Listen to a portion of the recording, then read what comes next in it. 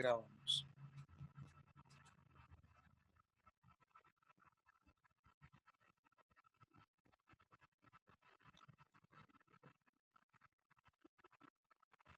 Ya.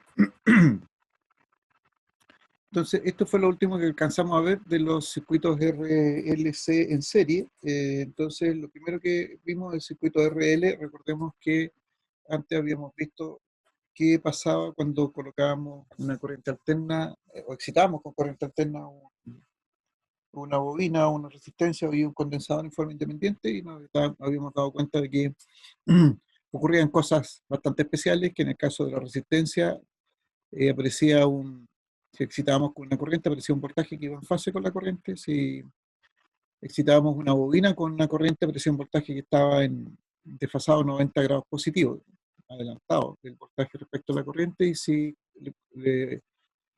aplicábamos esa misma corriente alterna a un condensador, entonces, entonces lo que pasaba era que se generaba un voltaje en el condensador que estaba atrasado 90 grados respecto a la corriente. Y eso lo habíamos dejado en unos grafiquitos que espero lo tengan por ahí a mano. Y me dice que la conexión a internet es inestable. Ya, entonces, y después habíamos hecho un circuito RL serie, donde se da una cierta situación de una resistencia, de un valor de resistencia, un valor de inductancia, un valor de frecuencia y una corriente. Entonces decíamos que podíamos obtener estos voltajes y veíamos que efectivamente había un voltaje, el voltaje total iba en adelanto respecto de la corriente un cierto ángulo, y ese ángulo dependía entonces de los parámetros del circuito. Y dijimos que los parámetros eran la resistencia, el valor de resistencia y el valor de la reactancia inductiva. La reactancia inductiva que depende de la inductancia. Y nos habíamos preguntado, ¿qué pasa si cambiamos la frecuencia? Si la aumentamos de 50 a 150 y después si la bajamos de 50 a 10.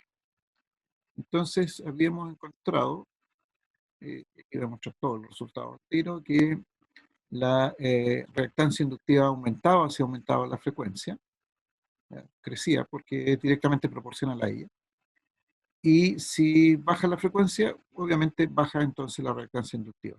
Como la resistencia se mantiene constante, entonces en el primer caso aumenta el ángulo. Al aumentar la reactancia inductiva, aumenta el ángulo de fase entre el voltaje y la corriente. Y si baja la frecuencia, disminuye el ángulo entre el voltaje y la frecuencia. Entre el voltaje y la corriente, perdón. Esas podrían ser las grandes conclusiones. En ambos casos, el voltaje sigue estando en adelanto. Y el ángulo phi podría llegar a ser casi tan chico como cero, y en ese caso es que la reactancia inductiva es muy, muy pequeña respecto de la resistencia. Ahí el ángulo podría tender a cero, y por el contrario, el ángulo phi podría crecer tanto, siempre y cuando el XL fuese muy, muy grande respecto de la resistencia. Si el valor de la reactancia inductiva es tremendamente grande respecto de la resistencia, es como si el circuito fuese puramente inductivo, y por lo tanto el ángulo, el máximo valor al que puede llegar es a 90 grados. No puede pasar de los 90 grados. Y no puede ser menor a los 0 grados. Entonces ese es el rango de variación. Y aquí están medianamente mostrados en los gráficos la magnitud del voltaje en la bobina, en un caso cuando la frecuencia es de 150, y la magnitud del voltaje en la misma bobina cuando la frecuencia es de 10, cómo cambian los valores. Y eso hace entonces que los ángulos cambien. Bueno, ese es entonces un pequeño resumen de lo que habíamos estado viendo en los circuitos en corriente alterna, y lo que vamos a seguir viendo ahora es qué pasa cuando le aplicamos lo mismo a un circuito ahora con R, resistencia y condensador en serie. Y luego, ¿qué va a pasar cuando tenemos la resistencia, la bobina y el condensador, los tres elementos en serie? Entonces, en eso vamos a avanzar. Perdón, ¿alguna duda, alguna consulta hasta aquí?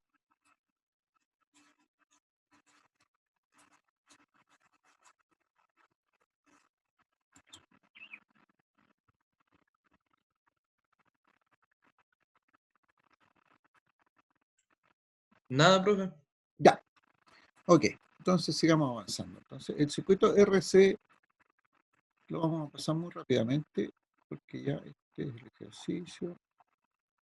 Ya, entonces, el circuito RC serie, entonces ahora aplicamos una corriente alterna a una resistencia en serie con una capacitancia, un condensador. Entonces ya lo que habíamos dicho antes, en el caso de la resistencia, este responde con un voltaje, el voltaje es I por R, la ley de Ohm, y luego la corriente va a pasar por la capacitancia, y la capacitancia va a responder con un voltaje, y el voltaje va a ser I por XC. En donde XC ya sabíamos lo que era, reactancia capacitiva, que era el inverso del producto entre omega y la capacitancia, o sea, 1 dividido por 2 pi FC. Entonces, en este caso, si hacemos el diagrama fasorial y dejamos a la corriente, o sea, dejamos un par de ejes cualquiera, tomamos unos ejes cualquiera, y entonces decimos que la corriente la colocamos en el eje real de este par de ejes cualquiera, y entonces decimos, esa va a ser la corriente. ¿Y por qué decimos que eso es la corriente? Porque la corriente es igual en los dos elementos, porque está en serie, ¿no es cierto? Entonces decimos que cuando tenemos esa corriente y se genera el voltaje y la resistencia, este voltaje va a estar en fase con la corriente, por lo tanto aparece un voltaje ahí. Y cuando la corriente pasa por la capacitancia, se genera un voltaje en la capacitancia que está desfasado en 90 grados negativo en este caso. Y por eso aparece un menos V sub C aquí. 90 grados respecto de la corriente.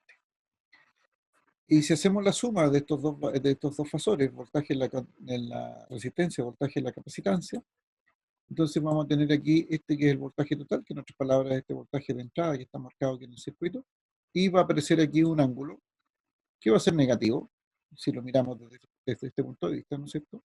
Va a ser negativo, que ese es el ángulo de fase entre este voltaje y la corriente. Entonces, como estos fasores están girando permanentemente, nosotros decimos que la corriente en este caso adelanta el voltaje o mirado desde el otro lado. ¿Eh? Aquí me recuerda el fenómeno del Sol y la Luna, ¿no es cierto? O la corriente adelanta el voltaje o bien el voltaje atrasa la corriente. Cualquiera de las dos formas de decirlo es exactamente lo mismo. Para estos efectos sucede lo mismo.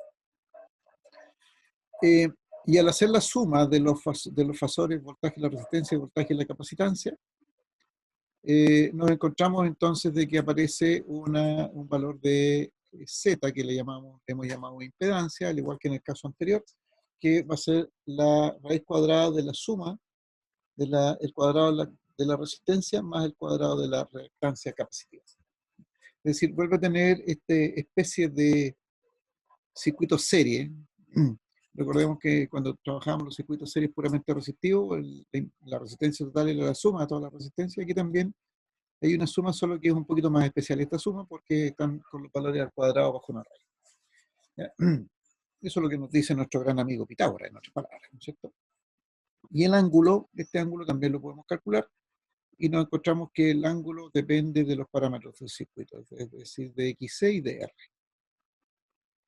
Y lo otro que podemos decir que esta impedancia también la podemos escribir en términos polares, con un Z, un módulo de Z con un ángulo negativo, o bien en términos rectangulares, donde podemos decir que es R menos JXC. Y por último, lo último que podemos decir, ahí está, que el voltaje va en atraso, que es una de las formas de verlo.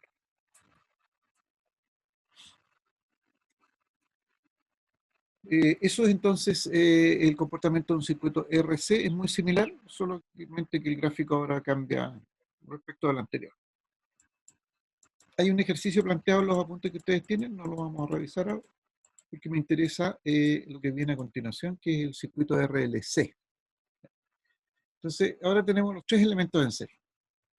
Entonces, cuando tenemos los tres elementos en serie y le aplicamos una corriente alterna, nuevamente cada uno de ellos responde con un voltaje, la resistencia con un voltaje, V sub R, que es I por R, la bobina o inductancia responde con un voltaje de inductancia, I por XL, y la capacitancia responde con un voltaje, I por XC. Y si hacemos el diagrama fasorial, entonces nuevamente ponemos un par de ejes cualquiera. Sobre el eje real vamos a colocar la corriente. ¿Y esto para qué? Para que todos los ángulos estén medidos respecto a ese eje, ¿no? Entonces, nuevamente, la resistencia responde con un voltaje que va en fase con la corriente.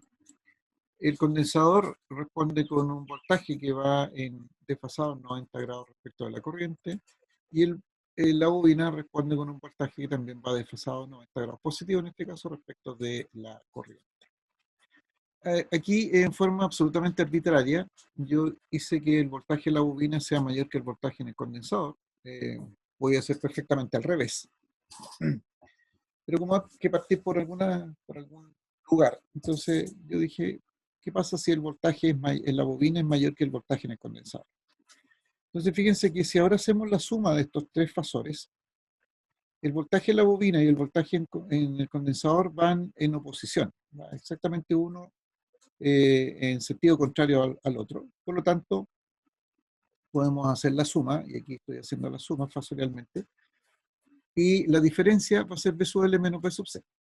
Ahí estamos haciendo la suma. Y esa diferencia va a ser desde el origen hasta el extremo de la flecha, que sería de la capacitancia, si la capacitancia la colocamos a continuación de la inductancia, ¿no es cierto? Y entonces, ahora el voltaje total, hacemos esta suma de los valores imaginarios y este valor real del voltaje, y vamos a tener nuevamente aquí un voltaje total y un ángulo de fase. Ahora, esta gráfica está hecho sobre el supuesto de que el voltaje en la bobina es mucho mayor que el voltaje en el condensador. ¿Ya? Ahora, si el supuesto es al revés, que el voltaje en la capacitancia es mucho mayor que el voltaje en la bobina, el proceso es exactamente el mismo, pero el ángulo va a ser negativo. Porque ahora este voltaje en la capacitancia va a ser mucho mayor y por lo tanto vamos a tener esta diferencia B sub L menos B sub C hacia el lado negativo del gráfico, y por lo tanto el ángulo va a ser negativo. Lo cual nos dice entonces de que este ángulo phi, no es un ángulo fijo, sino que va a depender en este caso de los valores de B sub L y B sub C. Y finalmente los valores de B sub L y B sub C van a depender del XL y el XC, o sea, de los parámetros del circuito, de R, XL y XC, ya que la corriente es la misma. Entonces podemos llevar entonces aquí este ángulo y la magnitud de este voltaje, ¿ya? Y en definitiva el ángulo de fase es función de los parámetros del circuito, ¿ya? No depende ni de la magnitud de la corriente ni depende de la magnitud del voltaje final, sino exclusivamente de los parámetros del circuito. Entonces aquí podemos sacar otra conclusión inmediata, que si la bobina es más relevante, o sea, el XL es mayor que el XC, estamos hablando de un ángulo positivo, y por lo tanto nosotros podemos decir que el circuito es más inductivo. ¿Ya? Digamos, gana la inductancia, y por eso podemos hablar de que el circuito es más inductivo, siempre, digamos, permaneciendo la capacitancia. Ahora, si es al revés, si la capacitancia, el XC es mayor que el XL, en otras palabras, podemos decir que el circuito es más capacitivo, ¿ya? O fundamentalmente capacitivo, porque sin duda existiendo la inductancia, la capacitancia tiene más preponderancia y por lo tanto hace que el ángulo sea negativo. Entonces, si los ángulos son positivos, podemos hablar que el circuito es principalmente inductivo; si el ángulo es negativo, podemos hablar que el circuito es principalmente capacitivo. Si hacemos la suma, bueno, ya lo vimos aquí gráficamente, hicimos la suma, entonces nuevamente vamos a encontrar ahora una impedancia que va a estar dada por el valor de la resistencia al cuadrado más la diferencia del XL menos el XC al cuadrado, que en otras palabras es lo que sacamos de aquí del B sub L menos B sub C. Entonces fíjense que esta impedancia da cuenta de todas las situaciones. Si XL es mayor que XC, entonces esta es una magnitud que al estar al cuadrado da lo mismo que sea positiva o negativa. Si XC es mayor que XL, va a ser, la parte negativa va a ser mayor, pero como va al cuadrado no afecta entonces a la raíz. Y por lo tanto el Z va a crecer en cualquier condición. E incluso nos dice qué pasa si XL es igual a XC. Si XL es igual a XC, se anulan estos dos y nos queda solamente el valor de la resistencia y por lo tanto el ángulo es cero. O sea, están las tres situaciones posibles de encontrar. Y el ángulo lo calculamos entonces de la parte imaginaria, el arco tangente, de la parte imaginaria dividido por la parte real. Esa es la forma que siempre hemos calculado estos ángulos, ¿no es cierto? Por la cotangente, y por lo tanto, nuevamente nos queda más que claro de que depende de los parámetros del circuito, y aquí nos dice, nuevamente, si XL es mayor que XC, el ángulo es positivo, ¿se fija? Y por lo tanto, el circuito es inductivo. Y si XC es mayor que XL, esta diferencia es negativa, entonces el ángulo va a ser negativo, el ángulo φ va a ser negativo, por lo tanto el circuito es más capacitivo. Entonces esas conclusiones se pueden sacar mirando solamente este, este, esta ecuacióncita, esta formulilla aquí. Y si XL igual a XC, estos dos se anulan, es cero, y el cotangente de cero debe ser 0 grados, y por lo tanto el ángulo vale 0. Y es puramente resistivo el circuito. ¿Ok? Entonces, aquí el atraso o adelanto del voltaje, respecto de la corriente, obviamente, va a depender entonces de los valores de B sub L y B sub C, o, dicho de otra manera, depende de los parámetros de XL y de XC. RI no juega ningún papel respecto de la posición de ese ángulo, porque fundamentalmente está dado por XL y el XC. Bien, dado eso entonces, un último ejercicio que resulta ser bastante más interesante, porque nuevamente tenemos el circuito RLC serie con los mismos valores, R igual 20, L igual 200 milihenrios, y la capacitancia de 200 microfaradios. Se le aplica una corriente de la forma I 4,3136, coseno 314,1593 T más 0 grados. Y nos piden determinar entonces Z, V sub R, V sub L, V sub C, voltaje total, el ángulo de fase phi y dibujar el diagrama fasorial. Entonces, si hacemos eso, lo primero que vamos a calcular es Z, pero para calcular Z ya vimos que necesitamos calcular el XL y el XC. Bueno, aquí están calculados. XL ustedes lo pueden calcular ahí en su cuaderno. Sabemos que XL es omega L, y omega está dado aquí, 314,1593, ¿no es cierto? Eso es omega, por los 200 milihenrios, y eso debe resultar 62,8319, y estos son ohms, recuerden. Y si calculamos el XC, recuerden que el XC es negativo, XC entonces 1 partido por omega C, donde omega sigue siendo estos 314,1593, y la capacitancia ahora son los 200 micros. Y eso debe resultar 15,9155 ohms.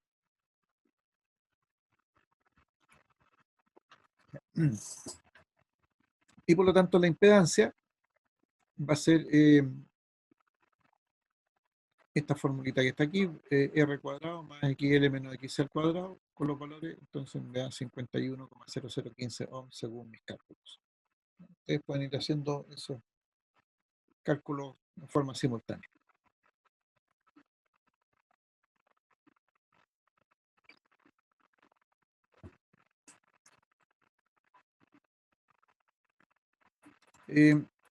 Luego podemos calcular el ángulo de la impedancia, y ya según la ecuación que vimos antes, XL menos XC partido por R, conocemos los valores, los tres valores, y resulta ser que el ángulo es de 66,9 grados según mis cálculos. Una pregunta, ¿qué valor de frecuencia F, estamos usando en este caso? ¿Podemos saber eso?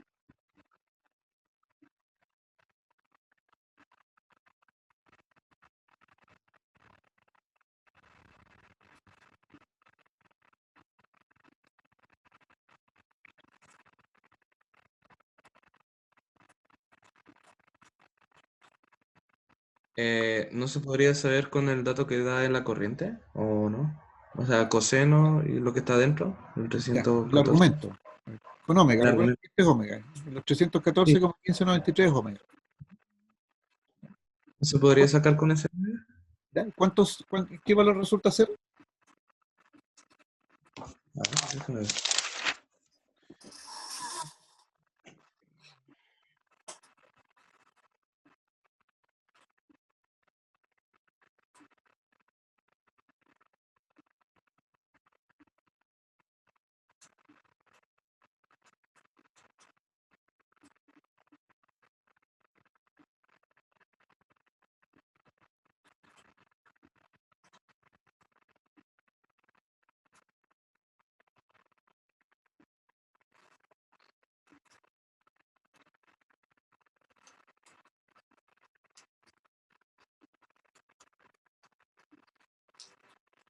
¿Cuánto vale omega?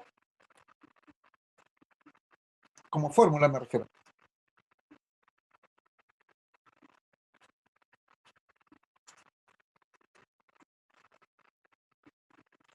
Se me olvidó, profe, y no lo encuentro. A ver, retrocedamos un poco. A ver si está. Ahí está.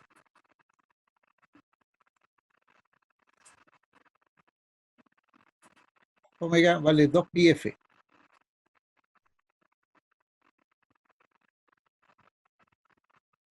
Ya, siempre omega es eso, 2 pi f. Ya, recuerden, anótenlo por ahí, porque lo van a estar ocupando bastante. Vale, profe. Ya. Y entonces estábamos en este. La pregunta era cuánto vale f, ¿no es cierto? ¿Cuánto vale la frecuencia si omega igual a 314,1593?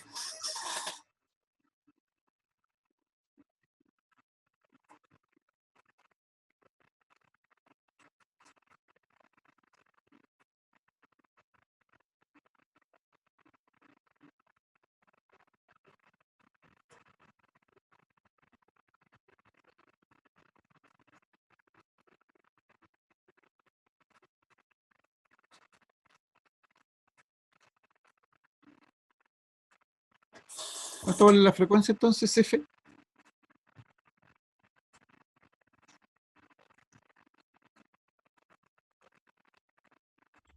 En el chat, profe, le contestaron. Ah, perdón, es que no estaba viendo el chat.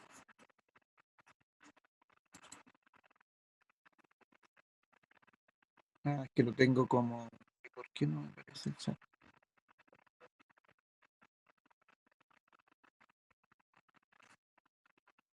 Es que lo tengo como PPT, mostrando la PPT, entonces me pierdo el chat y otra vez para aparecer el chat, sí.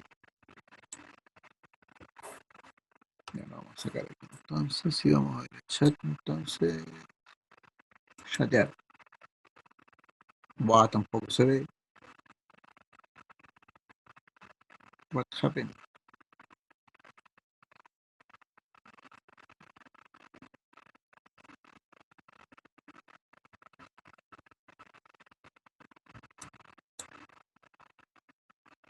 ¿Por qué no me lo muestra?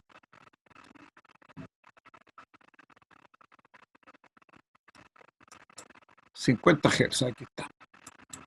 Ok, 50 Hz, perfecto. Muy bien, 50 Hz.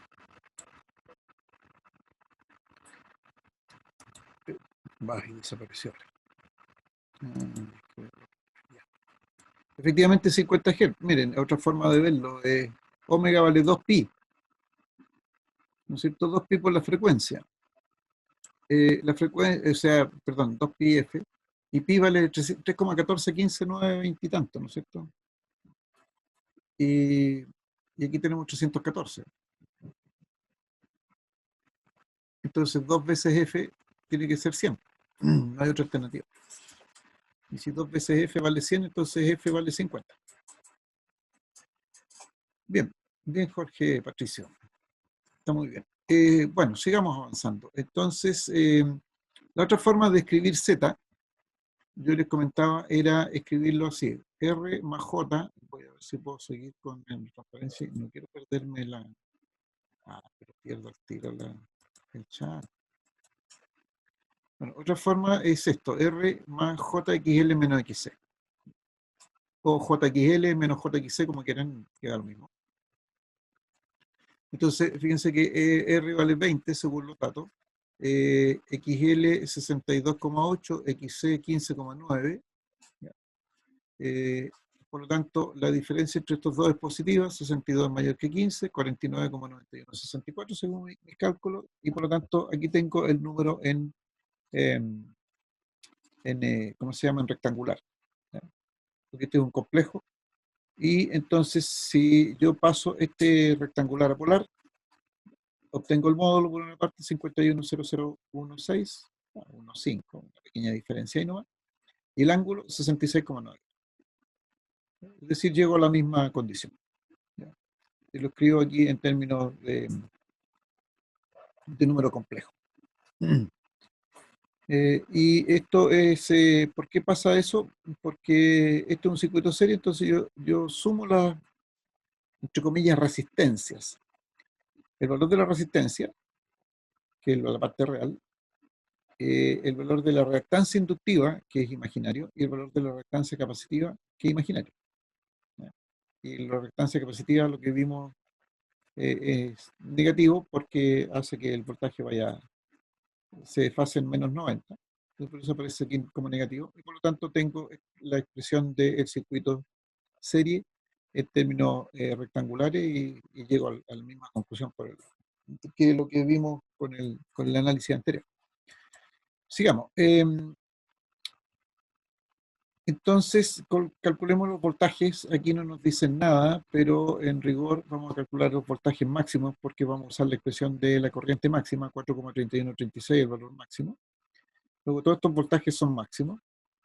Ya vimos que podíamos hacerlo entre máximo o efectivo. Digamos, las conclusiones a las que nos van a llevar son las mismas. Entonces, calculamos el voltaje en la resistencia y por R. La corriente es 4,3136, que es el valor dado por los 20 ohms, entonces nos da 86,27 volt máximo debe ser esto. En la bobina I por XL, multiplicamos la misma corriente, porque está en serie, por el valor de la reactancia inductiva, nos da 271,0317 volt máximos también. Y el voltaje en la capacitancia I por XC, es la misma corriente por el valor del XC, 68,6531 volt máximo. Recuerden que tanto el BL como el BC son valores imaginarios, o sea, aquí en rigor debe ser J271 y menos J68. ¿Ya? Y entonces, si sumamos esto fasorialmente, si sumamos estos tres valores, es decir, es esta suma fasorial ahora, resulta ser de 220 volts. O sea, ¿cómo obtenemos esta suma? En este caso tenemos que aplicar Pitágoras. Entonces va a ser B sub L menos B sub C, todo eso al cuadrado, más el B sub R al cuadrado, todo bajo raíz, debiese dar del orden de los 220 volts, con probablemente algunos pequeños decimales o no, probablemente. Pero muy pequeñito. Entonces, este voltaje total aquí es 220 volts. Máximos. Todos estos son máximos, entonces. Lo interesante aquí es que si nosotros calculásemos los valores efectivos, lo primero que tenemos que hacer es la corriente, llevarla a su valor efectivo, es decir, dividirlo por raíz de 2. Y por lo tanto todos estos valores van a decrecer en raíz de 2. Y si hacemos el cálculo, entonces vamos a encontrar que también es 220 volts dividido por raíz de 2, que sería entonces la diferencia, el voltaje aplicado. Yo debería generar un mejor ejercicio de esto porque si ustedes relacionan estos 220 volts con el voltaje que tienen en sus casas, todos nosotros en nuestras casas tenemos 220 volts, pero esos 220 volts son efectivos. Es decir, si nosotros utilizáramos un instrumento, si alguien tiene un instrumento ahí que es un tester, va a medir 220, más o menos, en rigor 7,5%, porque eso es lo que permite la ley. Pero normalmente uno lee un valor muy cercano a los 220 volts. ¿Ya? Esos son efectivos. Y aquí con lo que estamos trabajando es con valores máximos. Tener cuidado ahí. Si hacemos la gráfica, entonces, ya que es 0 grados la corriente, entonces está puesta justo aquí en el eje real. Voltaje en la resistencia es entonces en fase con la corriente. Voltaje en la bobina de fase de 90 grados positivos respecto de la corriente. Estaríamos aquí, este de acá arriba sería el B sub L. B sub C y B sub L, fíjense que es bastante mayor que el B sub C, es 15, 30, 45, como 4 veces mayor. Y B sub C, entonces es negativo, desfasado menos 90 grados respecto de la corriente. Y si esto tuviese escala, este ángulo debiese ser del orden de los 66,9. Claramente no está a escala aquí, probablemente el B sub R sea muy grande, no sé. lo ideal es que estos gráficos se traten de hacer lo más a escala posible. ¿Para qué? Para que el resultado no nos engañe. Porque si yo miro el gráfico solamente, digo, no, este ángulo es mucho menor de 45 grados. Pero el error que estoy cometiendo es que no lo estoy dibujando a escala. Entonces, si yo dibujara los valores de escala, es decir, que estuviesen proporcionales cada uno de los valores digamos, los fasores proporcionales a sus valores, entonces este ángulo debiese rondar los 69, 70 grados. ¿Ya? 66,9, 66, 65, 67 grados debiese ser. Y eso es bueno que se haga así porque no tiende a confundirnos. Entonces, eso les voy a tratar de que ustedes, cuando hagan el diagrama fasorial, que no está hecho aquí claramente, se trata de hacerlo lo más a escala posible, proporcionales los valores. Entonces, eso no los lleva a las confusiones. Claramente el voltaje está en adelanto, nuevamente el voltaje adelanto respecto de la corriente en este giro, ¿no es cierto? ¿Y qué más? La pregunta es qué sucede, lo mismo que hicimos en el caso anterior, ¿qué sucede si la frecuencia la aumentamos a 100? ¿Y qué sucede si la frecuencia la disminuimos a 25 Hz? Ni siquiera 10, a 25.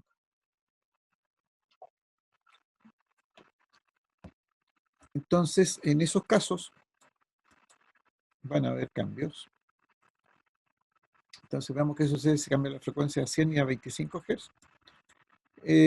Con una frecuencia de 100 Hz, lo que pasa es que ya vimos que la frecuencia va a hacer cambiar tanto a la reactancia inductiva como la reactancia capacitiva. La reactancia inductiva, al aumentar la frecuencia, aumenta, porque son directamente proporcionales, ¿no es cierto? Y la reactancia capacitiva disminuye porque son inversamente proporcionales, recuerden la fórmula. XL igual a omega L o 2πfL y XC 1 partido por omega C o 1 partido por 2πfC, inversamente proporcional. Por lo tanto, si aumenta la frecuencia, en el caso de la reactancia inductiva aumenta el valor de la reactancia inductiva y en el caso de la reactancia capacitiva disminuye el valor. Pueden hacer esos cálculos para corroborar los datos que yo tengo aquí. Y en definitiva, el módulo de la impedancia cambió, porque fundamentalmente cambió la reactancia inductiva. Esta diferencia entre reactancia inductiva y reactancia capacitiva se hizo aún mayor. Y por lo tanto, el ángulo también aumentó. Y aquí está claramente mostrado. No se calculó el ángulo de acuerdo a las formulitas anteriores, pero sí se hizo a través de dibujar escribir, perdón, la impedancia en términos rectangulares y después polares. Entonces aumentó la impedancia y también aumentó el ángulo de fase entre ambos, entre el voltaje y la corriente. Si calculamos voltaje, bueno, nuevamente calculando los voltajes sobre la base de valores máximos, ¿no? El voltaje en la resistencia se mantiene, fíjense, 86,27 y en el caso anterior 86,27 volts, el mismo voltaje. Y obviamente no ha cambiado porque la magnitud de la corriente se mantiene y lo que cambió fue la frecuencia, por lo tanto cambió aquí el XL y el XC. Ahora tenemos un voltaje mayor en el XL, fíjense, subió a 542 volts máximos, y el voltaje en la capacitancia disminuyó a 34.3263 volts máximo. El voltaje total aumenta, o sea, nuevamente pueden calcular ustedes ese valor. Y este ángulo entonces se hizo mayor y por lo tanto más capacitivo, perdón, más inductivo se hizo el circuito, con el solo hecho de aumentar la frecuencia, sin cambiar los parámetros de la inductancia y de la capacitancia. Solamente cambiando la frecuencia, aumentando la frecuencia, entonces el circuito se hizo más inductivo aún. ¿Y cómo lo sabemos eso? Porque el ángulo de 66,9, que era el caso anterior, aumentó a 80,4. Ahora, si bajamos la frecuencia a la mitad de la original, que era de 50 ciclos, la bajamos a 25. Perdón, el voltaje sigue en adelanto. Y con frecuencia de 25 Hz. Entonces vemos que la reactancia inductiva cambió y la reactancia capacitiva también cambió. Al disminuir la frecuencia, disminuyó la reactancia inductiva, pero aumentó la reactancia capacitiva. Al disminuir la frecuencia respecto del valor original, a eso nos estamos refiriendo. Y fíjense que cómo cambió el ángulo. Si ustedes hacen ese cálculo, debiesen dar esos valores y el ángulo pasó a ser negativo ahora. El ángulo es de menos 1,2, el ángulo de la impedancia. Y veamos si se condice con lo que tenemos más adelante. Entonces, calculamos los voltajes máximos. Fíjense que el voltaje y la resistencia se mantiene igual porque la magnitud de la corriente no cambia. El voltaje de la bobina se hizo menor. Fíjense que tenemos 542, ahora tenemos 135 si comparamos estas dos frecuencias. Voltaje de la capacitancia también cambió. Fíjense que aquí teníamos 34 y ahora subimos a 137. ¿Por qué? Porque cambió la reactancia inductiva, la reactancia capacitiva, perdón. Y el voltaje total, entonces ahora también cambió porque antes era 515, ahora bajó a 86,29 volts máximo. Y al ser el ángulo negativo, bueno, aquí no se hizo el dibujo de nuevo, el diagrama fasorial, pero al hacer el dibujo del diagrama fasorial, habríamos visto que el ángulo baja y es negativo y por lo tanto pasa a ser un voltaje en atraso. Con el solo hecho de cambiar la frecuencia. Entonces, lo importante aquí en los circuitos en corriente alterna es que son altamente dependientes de la frecuencia.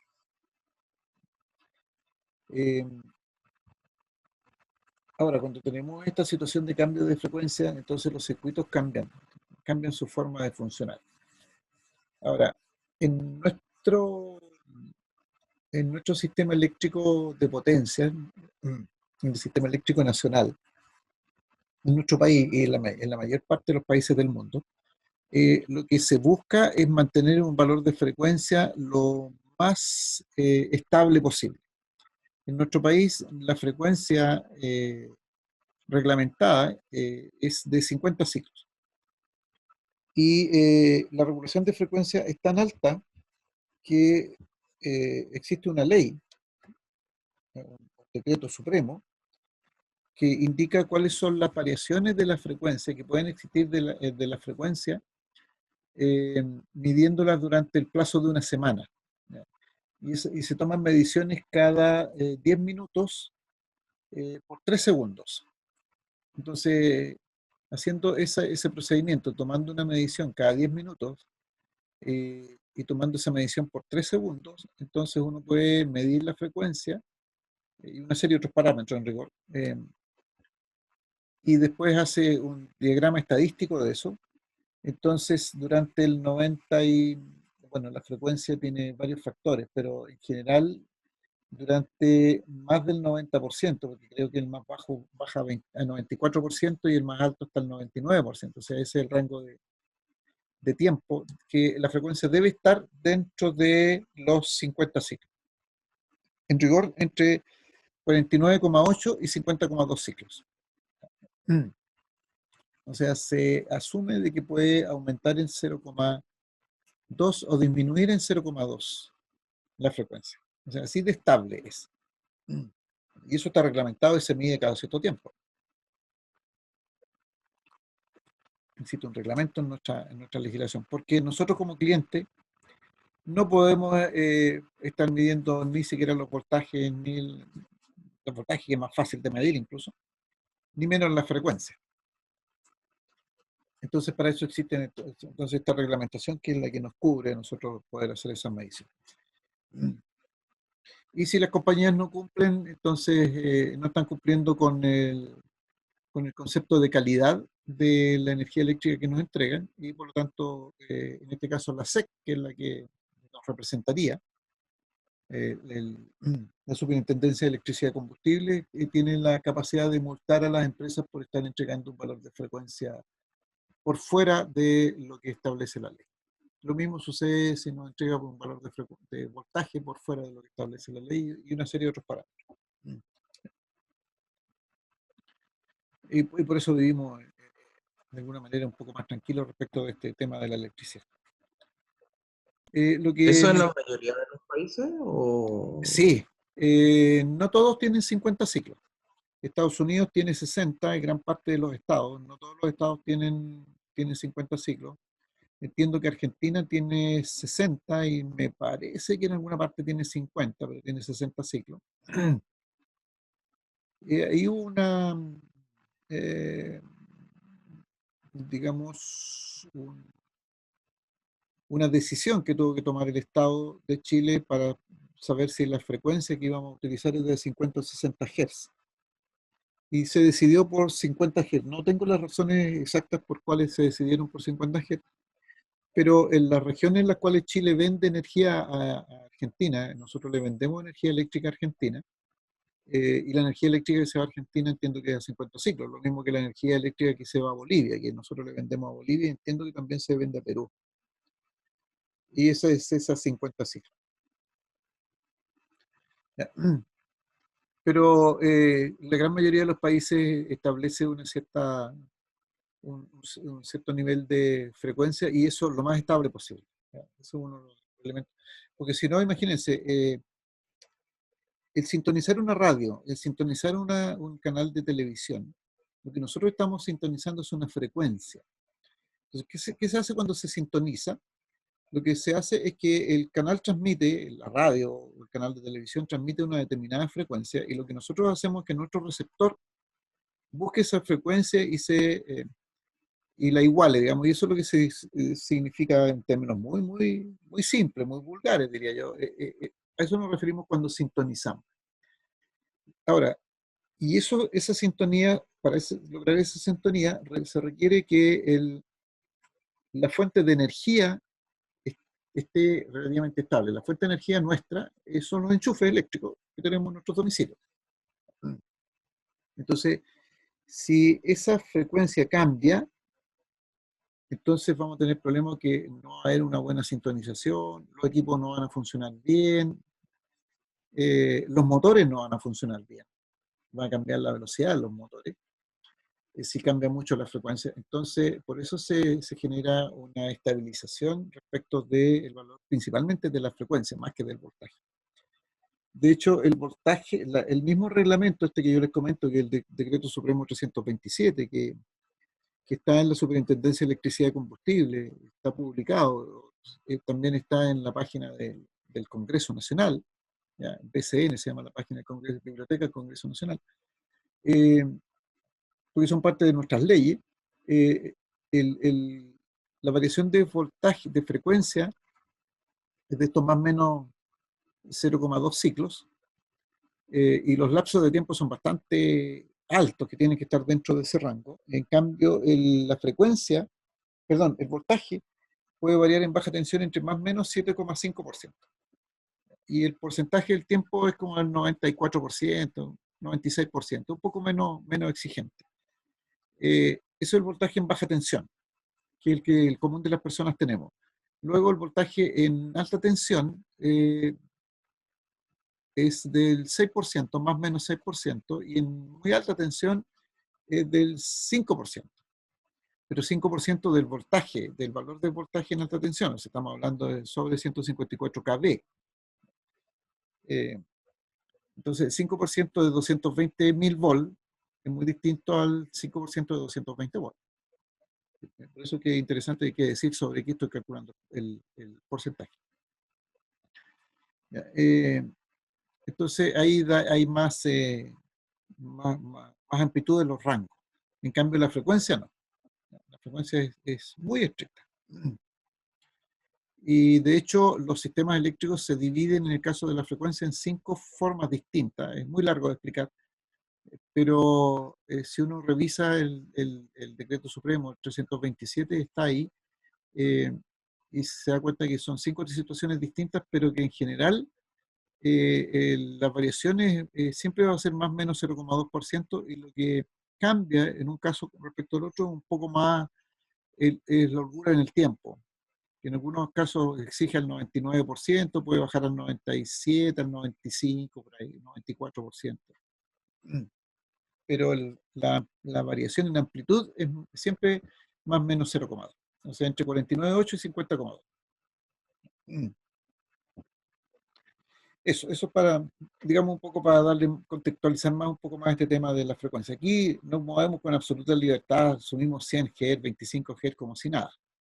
No es tan fácil en la vida real. En situaciones especiales sí nosotros podemos llevar estas frecuencias a valores mayores o menores, pero para ello necesitamos un equipo que me permita hacer estos cambios de frecuencia. Bien. Otro ejemplo, perdón, ¿alguna duda? Sí, ¿en qué influye 50 Hz, 60 Hz, como en la vida cotidiana? A ver, lo que pasa es que cambian un poco las impedancias nomás. Pero los países tuvieron la posibilidad de decidir entre 50 y 60 Hz. Como te digo, no tengo muy claros los argumentos, por qué 50, por qué 60, pero Chile definió, esto hace muchos años, irse por la línea de los 50 ciclos.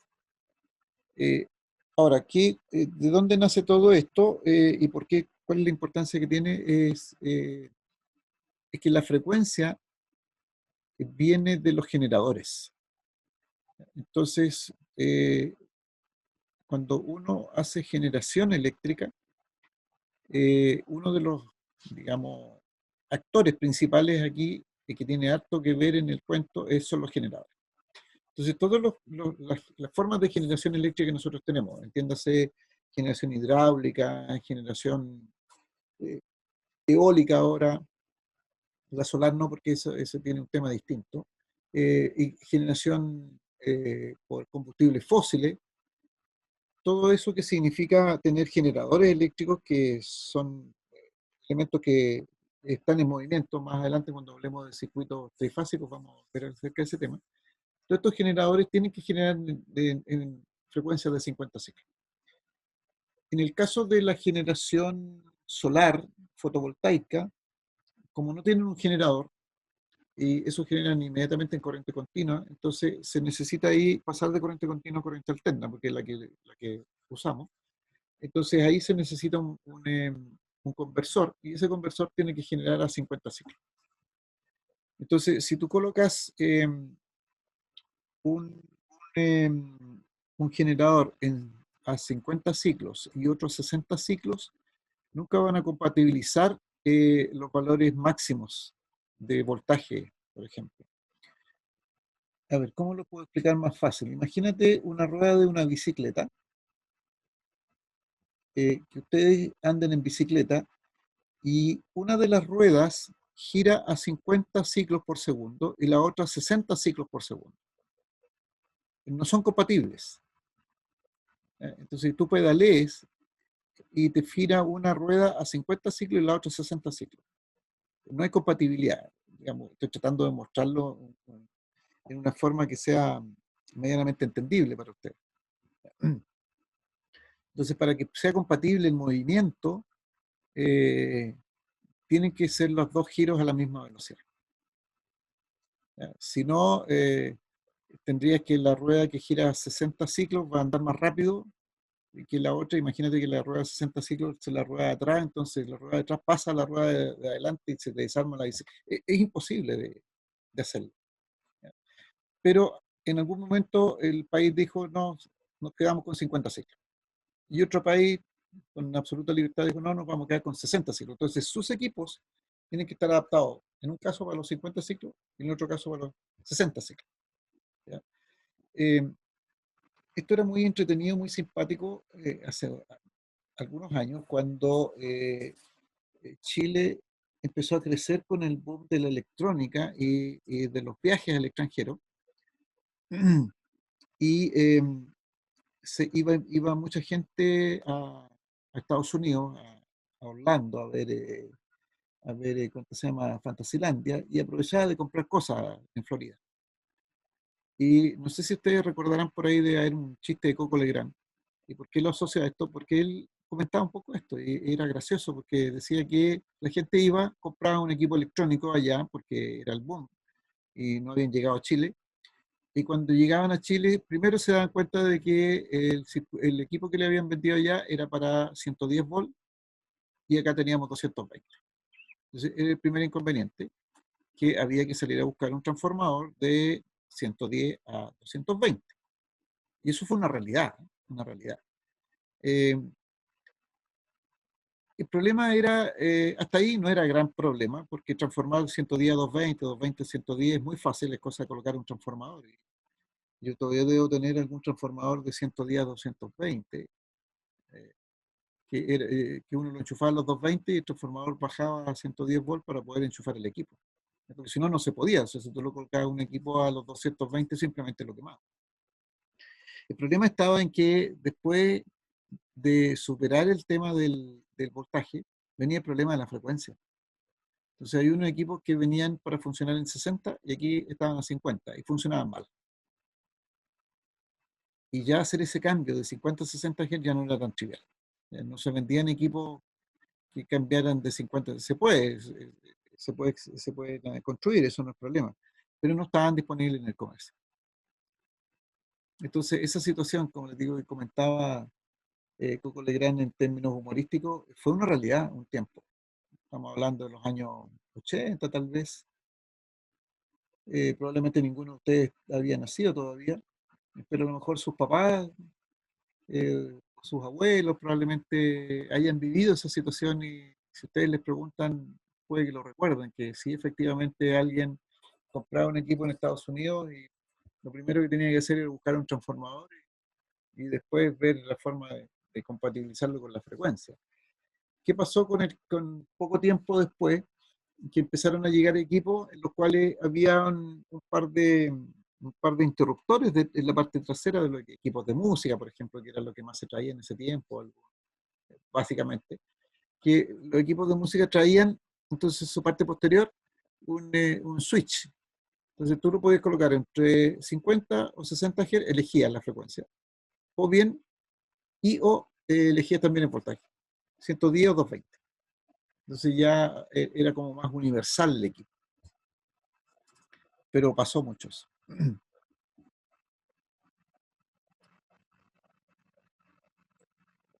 Hoy día la electrónica hace detección de frecuencias y de voltajes y se olvida uno del problema, simplemente enchufa.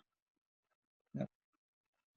Todos estos computadores que hoy día tienen cada uno de ustedes, que hoy día son parte de las herramientas normales de trabajo, cuando recién empezaron a aparecer los primeros computadores de escritorio, había que tener presente voltaje y frecuencia a los cuales tú lo podías enchufar, si no simplemente no podías utilizarlo como herramienta de trabajo. ¿Para qué hablar de algún tipo de electrodoméstico? Extendiéndose también como electrodoméstico de equipos de música, algunos televisores, pero los primeros televisores probablemente que no eran muy voluminosos, porque si no, no los podías traer en el avión. Pero equipos de música sí venían con esas características. Bien, jóvenes, ahí hay un ejercicio que lo tengo planteado, entiendo que está resuelto más adelante, pero me gustaría que ustedes lo hicieran para que hicieran los cálculos. Y aquí sí el cálculo con voltajes máximos y efectivos. Recuerden que la relación máximo efectivo es una raíz de 2 y entonces este valor que está dado aquí, 7,0711, que es amperes, que es la corriente, es un valor máximo. ¿Ya? Y ya saben que la frecuencia es omega, o sea, perdón, la frecuencia angular omega es 2π por F. Y entiendo que aquí está, ¿qué pasa si la frecuencia original cambia a 250 y si la frecuencia original baja a 12 Hz? Pero me interesa que lo hagan para los 50 ciclos, que es el primer caso, para que lo conversemos. ¿Ya? Entonces, mientras ustedes hacen el ejercicio, voy a detener un poco la grabación para que no sea tan alta. Perdón, lo que hice fue dejar de compartir. Sí, al revés. Sí, no era eso exactamente lo que quería, era ver esta, era pausa. ¿Sí? Ya, entonces lo primero que encontramos fue que la reactancia inductiva y la reactancia capacitiva son iguales. Hasta ahí deben tener ese cálculo, ¿no es cierto? Luego, si calculamos la impedancia, que era lo primero que nos pedían, entonces la impedancia resulta ser 20 ángulos de, o sea, 20 más J0. En otras palabras, el ángulo es 0.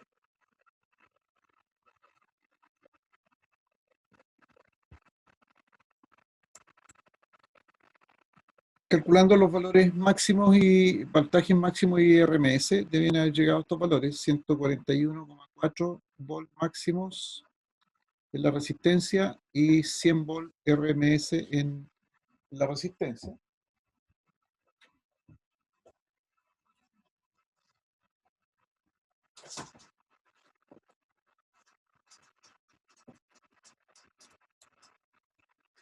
En la inductancia, 111 volt máximo y 78,5 volt RMS.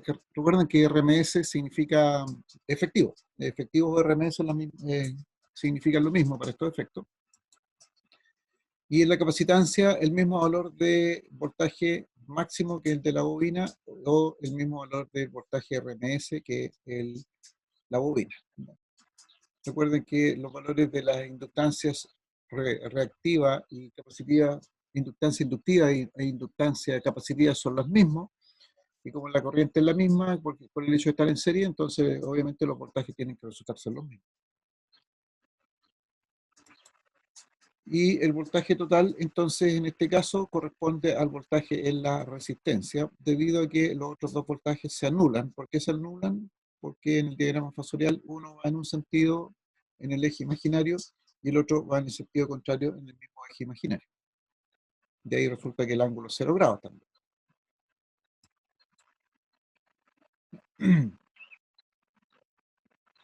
Bueno, y para efectos de...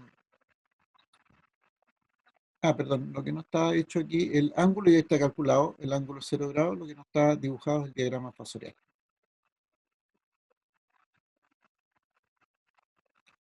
Para efectos de los valores a 250 Hz, fíjense que XL de 15,7, que era 50 ciclos, pasó a 78, se aumentó. La reactancia capacitiva de 15,7 a 50 ciclos bajó a 3,14 a 250 Hz. El ángulo de 0 grados cambia a 75. En este primer caso, podemos hablar de que el circuito es puramente resistivo, porque tienden a desaparecer el L y el C. Vamos a hablar después de este fenómeno. Cuando aumentamos la frecuencia, el circuito pasa a ser más inductivo. Y cuando disminuimos la frecuencia a 12 ciclos, que es el tercer caso acá, la reactancia inductiva baja de 15 a 3,7. La reactancia capacitiva de 15,7 sube a 65,45 y el ángulo pasa a ser negativo, menos 72 grados, por lo cual el circuito se torna más capacitivo. Un poco lo que habíamos estado hablando antes. Espero que hayan llegado a sus valores.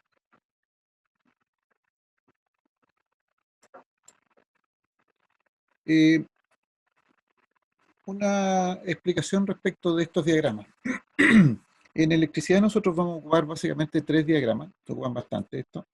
Este primero, que se denomina diagrama RX, que básicamente lo que dibujamos en este diagrama es la resistencia, y la resistencia la dibujamos en el eje real, por eso aparece aquí el R, y X es la reactancia, que puede ser reactancia inductiva o capacitiva. Aquí está dibujado, por ejemplo, la reactancia inductiva positiva, el XL, la reactancia capacitiva negativo, el XC. Por lo tanto, la diferencia de las dos XL y XC nos dan este trazo, y por lo tanto podemos calcular la impedancia, el módulo de la impedancia, a través de conocer R, XL y XC, y además del módulo nos da el ángulo. O sea, esto lo podemos escribir en términos de números complejos, no hay problema. Y habíamos dicho que en definitiva este ángulo phi es el ángulo determinado por los parámetros del circuito, en donde vuelvo a insistir, los parámetros del circuito son XL, XC y R. Esos son los parámetros del circuito. Obviamente todo esto para la misma frecuencia. Recuerden que no podemos comparar dos cosas a frecuencias distintas, lo que poníamos como el ejemplo de la bicicleta, con que cada rueda gira a una velocidad distinta, a una velocidad angular distinta, eso no se puede. Ok, ahora fíjense que si nosotros multiplicamos el XL por una corriente, y el XC por una corriente, y el R por una corriente, y dibujamos esa corriente aquí, en el eje, entonces decimos que I por R es B es voltaje y la resistencia, que sería esto de aquí, P sub R. El I por XC es el voltaje en el condensador, que estaría aquí. Y el I por el XL es el voltaje en la bobina, que estaría acá. Entonces pasamos de este diagrama RX a este diagrama que lo denominamos diagrama BI. ¿Por qué BI? Porque dibujamos en el diagrama voltaje y corriente.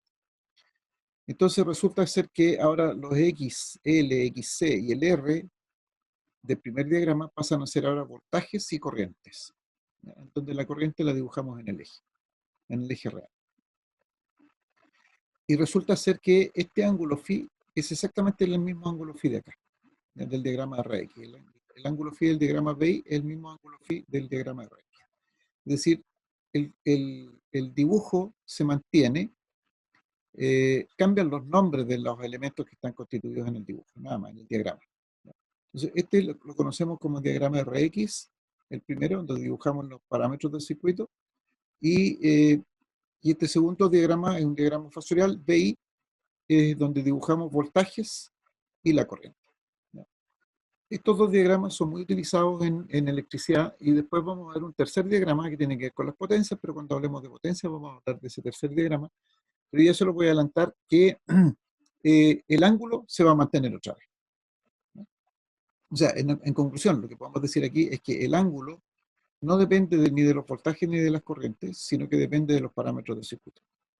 Y eso va a ser válido tanto para el diagrama RX, para el diagrama BI, y para el diagrama de potencias que vamos a ver más adelante, que se llama diagrama PQ. Voy a explicar por qué se denomina así. Eso entonces en conclusión de lo que hemos estado viendo en estos circuitos RLC serie. Ahora nos vamos a dedicar a ver el circuito de RL paralelo. ¿Están muy cansados? Hacemos un pequeño descanso, unos 10 minutos de descanso, porque han estado trabajando en el ejercicio también. Vale, profe, para, para reactivar pila. Sí, no, sí, estoy de acuerdo. 10 minutos, son las 19:46 a las 20, tenemos 14 minutos. Entonces vamos a parar la grabación. Entonces decíamos que íbamos a continuar avanzando con los circuitos RL paralelos. Entonces, en el primer caso, colocamos una resistencia en paralelo con una bobina o una inductancia. Y en este caso lo que vamos a aplicar es el voltaje. El voltaje va a ser nuestra referencia. ¿Por qué el voltaje? Porque el voltaje es el mismo en cada uno de los elementos, básicamente por eso. ¿Ya? En el caso anterior colocábamos la corriente como referencia y excitábamos con una corriente porque la corriente es la misma en los tres elementos. Entonces aquí hacemos una situación similar con el voltaje. Y entonces, como aplicamos el mismo voltaje aplicado a una resistencia responde con una corriente por la resistencia, una I sub R. Voltaje aplicado a la bobina, esta responde con una corriente que se llama corriente I sub L. Corriente en la inductancia. Entonces, ya sabemos que por ley de Ohm, corriente en la resistencia, voltaje dividido por la resistencia, y corriente en la bobina, voltaje dividido por la reactancia inductiva. Entonces, como el voltaje es el mismo, no hay problema en este caso. Y si aquí voy a tener que, mejor voy a colocar aquí porque para mostrarles bien cómo se arma el diagrama fasorial. Entonces ahora es el voltaje el que colocamos en el eje. Porque es nuestra referencia, nosotros colocamos la referencia donde más nos convenga, ¿ya? Que es el ángulo cero. Entonces, al aplicar el voltaje a la resistencia, decíamos, se genera una corriente en la resistencia que va a estar en fase con el voltaje. Ahora miramos la última columna del gráfico que habíamos hecho en cada uno de los casos que lo hicimos la semana pasada. Corriente en la bobina se desplaza 90 grados respecto del voltaje, 90 grados negativos. Y entonces ahora podemos calcular la corriente total. Recordemos que lo que nos dice nuestro amigo Kirchhoff ahora dice que la suma de las corrientes que entran tiene que ser igual a la suma de las corrientes que salen. Entonces, en este caso, sumamos I sub R más I sub L. Vamos a encontrar la corriente total. Para eso, entonces, hacemos la suma de los fasores. Tenemos esa corriente y aparece entonces un ángulo que, mirado desde este punto de vista, es negativo porque la referencia nuestra es el voltaje. En definitiva, lo que podemos decir aquí es que el voltaje está en adelanto respecto de la corriente. Lo otro que podemos decir aquí es que si nosotros tomamos la corriente como referencia para mantener la referencia, sucede lo mismo. El ángulo sigue siendo phi, olvidémonos un poco del signo. Si colocamos esta corriente en el eje, el voltaje va a subir, ¿no es cierto? Se va a girar todo esto en ese ángulo phi. Pero la conclusión es que el voltaje siempre va a adelantar a la corriente. Ya sea que trabajemos sobre la base de voltaje como referencia o corriente como referencia. Entonces, ahora, si hacemos la expresión matemática de esto, de calcular la corriente, ¿ya? Podemos aplicar aquí Pitágoras, entonces vamos a hacer IL cuadrado más IR cuadrado, donde IL, IL es B por X, B partido por XL, y R es B partido por R. Aquí, por lo tanto, fíjense que aquí aparece nuevamente un valor de una impedancia, que es 1 dividido por la raíz cuadrada de 1 partido por R cuadrado más 1 partido por XL cuadrado.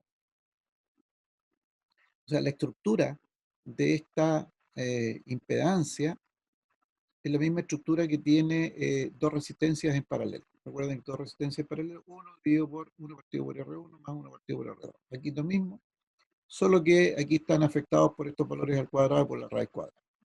Pero tienen como el mismo esquema. Entonces se mantiene esa situación. También podemos calcular el ángulo. Entonces, si nos vamos al diagrama, es más fácil calcular arco tangente de I sub L partido por I sub R. I sub L partido por I sub R, con negativo I sub L. O bien, si I sub L es B partido por XL e I sub R es B partido por R, entonces vamos a tener que el arco tangente de menos R partido por XL. Es decir, nuevamente se cumple que el ángulo de fase entre voltaje y corriente es dependiente de los parámetros del circuito, en este caso de R y de XL. Entonces, desde ese punto de vista no hay diferencia con lo que sucedía en los circuitos en serie. La gran diferencia está aquí fundamentalmente en el cálculo de la impedancia. Y aquí recuerden que esta impedancia son números complejos, es decir, podemos calcular esta impedancia como número complejo. Y nuevamente podemos decir que en este caso el voltaje va en adelante. La misma conclusión que en el caso del circuito de RL serie. Y la impedancia entonces la podemos escribir en términos de forma polar o en forma rectangular. Luego vamos a saltarnos el ejercicio, porque me interesa más de lo que viene a continuación. Lo mismo va a suceder si tenemos una resistencia y una capacitancia en paralelo, al cual le aplicamos un voltaje nuevamente. Entonces vamos a tener que la corriente de la resistencia es V partido por R, la corriente de la capacitancia es V partido por XC. Y si hacemos el diagrama fasorial para ver cómo se comporta, nuevamente elegimos convenientemente nuestra referencia, que va a ser el voltaje. Y el voltaje en la resistencia va a generar una corriente que va a estar en fase, y en la capacitancia va a generar una corriente que va a estar desfasada 90 grados en adelanto respecto del voltaje. Nuevamente, si sumamos estos dos para obtener la corriente total y para poder establecer cuál es el desfase angular entre el voltaje total y la corriente total, entonces nos aparece aquí un ángulo phi. Si nuevamente sobre la base de esta gráfica aplicamos Pitágoras, nos vamos a dar cuenta de que también hay una impedancia que tiene la misma estructura que en el caso anterior, pero en vez de ser XL, aquí es XC. Y nuevamente el ángulo resulta ser dependiente de los parámetros del circuito, de R y de XC. Si los calculamos de la misma manera. En este caso, tenemos que decir que el voltaje está en atraso. Y fíjense ustedes que es lo mismo que sucedía en un circuito RC serie. El voltaje iba en atraso. Alguien también puede pararse en la corriente y decir que la corriente va en adelanto, no hay problema. Y nuevamente podemos escribir la impedancia del circuito paralelo en términos polares o en términos rectangulares.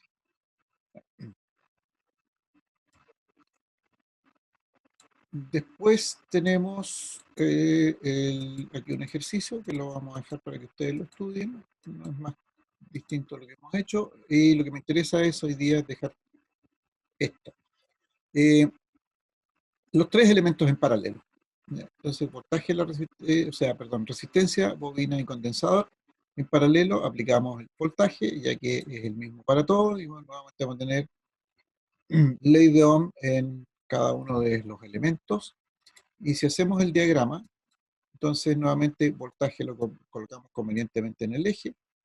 Corriente va a estar en fase, corriente de la resistencia va a estar en fase con este voltaje.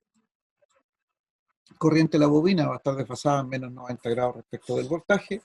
Corriente en el condensador va a estar desfasado en 90 grados positivos respecto del voltaje. Entonces, nuevamente, para poder calcular el voltaje total, hacemos la suma primero de los imaginarios. Y aquí vamos a tener arbitrariamente, nuevamente, que yo he puesto que la corriente en el condensador es mayor que la corriente en la bobina. ¿Ya? No tiene por qué ser así, puede ser al revés. Lo importante es que aquí vamos a tener entonces la diferencia entre corriente en la capacitancia menos la corriente en la inductancia, esta diferencial imaginaria, ¿no es cierto? Y por lo tanto podemos calcular esa corriente perdón, la corriente total, y vamos a tener un ángulo de fase entre la corriente y el voltaje. En este caso, la corriente va a ser I corriente de la resistencia al cuadrado más la diferencia, o la suma, si ustedes quieren la suma algebraica entre IC e IL, entre corriente de la capacitancia y la corriente de la inductancia al cuadrado bajo raíz. Entonces, eso nos va a llevar también a una impedancia, que ahora la impedancia va a ser 1 dividido por la raíz cuadrada de 1 partido por R cuadrado más 1 partido por XC menos 1 partido por XL al cuadrado. Todo eso bajo raíz. O sea, nuevamente tenemos esta estructura de circuitos que están en paralelo. Solo que aquí debemos hacer la diferencia entre los inversos XC y XL primero y después elevamos al cuadrado. Y el ángulo también es posible calcularlo. Nuevamente, si hacemos el proceso, nos vamos a dar cuenta que el ángulo depende de los parámetros del circuito. Y si el ángulo es positivo, como en este caso, entonces el voltaje va a estar en atraso respecto de la corriente, obviamente. Y si el ángulo es negativo, sería el otro caso, en donde el IL es mucho mayor que el IC, entonces el voltaje va a estar en adelanto. Es decir, esta corriente que tenemos aquí, o el ángulo, en otras palabras, con el cual nosotros podemos jugar, podría ser 90 grados, siempre y cuando la corriente en la resistencia es prácticamente cero, o es muy, muy pequeña respecto a la corriente en la bobina. Si la corriente fuese muy, muy alta respecto a la corriente en la resistencia, este ángulo tendería a ser de 90 grados negativo. Y si la corriente en la capacitancia es muchísimo mayor que la corriente en la resistencia, y obviamente mayor que la corriente en la bobina, entonces el ángulo tendería a ser 90 grados positivo. Es decir, en este caso, al igual que en un circuito de RLC serie, podría oscilar este ángulo phi entre menos 90 y 90. ¿Ya? Si el circuito tiende a ser con un valor relativamente importante, una influencia importante de la resistencia, entonces podemos tener ángulos relativamente bajos aquí. Entonces podemos pasar de un circuito inductivo a un circuito capacitivo cambiando el ángulo, que en otras palabras lo podemos cambiar el ángulo también cambiando la frecuencia, es lo que hemos visto hasta ahora. ¿Ya? Entonces, esto es lo que me interesa dejar en claro hasta ahora, que prácticamente tienen muchas similitudes circuitos de RLC serie y paralelo. ¿Ya? Hay que tener cuidado con las fórmulas de cálculo de la resistencia, de la impedancia total. Veamos un ejercicio para esto, para que dejarlo un poquito más claro. Entonces, si tenemos un circuito de RLC paralelo, y voy a seguir usando los mismos valores que ya hemos calculado, porque recuerden que el XL y el XC no dependen de la construcción del circuito, no depende del circuito está en serio en paralelo, no depende de eso, sino depende del elemento en sí mismo. Tenemos una frecuencia de 50 ciclos y le aplicamos un voltaje de la forma 220 coseno de omega t más 0 grados. Y nos piden determinar lo que ya conocemos, la impedancia. Ahora las corrientes, la corriente de la resistencia, la bobina del condensador, la corriente total, el ángulo de fase y dibujar el diagrama fasorial. Entonces ya sabemos que la impedancia es el inverso de la resistencia, el módulo de la impedancia, en otras palabras, el inverso es 1 partido por el inverso de la resistencia al cuadrado, más 1 partido por XL menos 1 partido por XC al cuadrado. Aquí no importa tanto si yo pongo el XL primero y el XC después o al revés, porque como van a estar al cuadrado, no es tan relevante quién va primero en la resta, aunque es una resta. Si hacemos los cálculos, ya sabemos el valor de XL y el XC. Entonces vamos a tener 1 partido por 20 al cuadrado más 1 partido por 62,83 menos 1 partido por 15,91.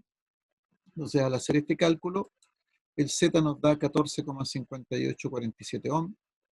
Hacemos este cálculo y el inverso. Y podemos calcular el ángulo. Pero aquí previamente calcular el ángulo para hacerlo más fácil, se calculó los valores de las corrientes. La corriente de la resistencia y la bobina del condensador, y aquí en este caso son distintos los valores de la reactancia inductiva y capacitiva. Entonces, la corriente en la resistencia va a ser 220 dividido por 20. 220 estamos hablando de corriente máxima, 11 amperes máximo. La corriente en la bobina, 220, siempre hablando de valores máximos, dividido por la reactancia inductiva, da 3,5 amperes máximo. Y la corriente en el condensador, 220 dividido por 15,9, entonces 13,8 amperes máximo. Entonces, todos valores máximos. Fíjense que claramente el IC es mayor que el IL. Entonces tenemos esta situación aquí. Es donde hemos puesto el voltaje, ya que tiene 0 grados, lo hemos puesto en el eje. Entonces, en este caso, bueno, aquí yo lo calculé a través del coseno, que da lo mismo, la cotangente de IC menos IL partido por IR, que estaría acá. Entonces, si hacemos los cálculos ahora con los valores, resulta ser que el ángulo, el coseno, el ángulo es de 43,2 grados positivo. Entonces, cuando dijimos que era positivo, entonces el voltaje va en atraso respecto de la corriente. Nosotros ahí decimos que el circuito es más capacitivo que inductivo, porque el voltaje va en atraso. Entonces, voltaje en atraso porque la corriente en la capacitancia es mayor que la corriente en la inductancia.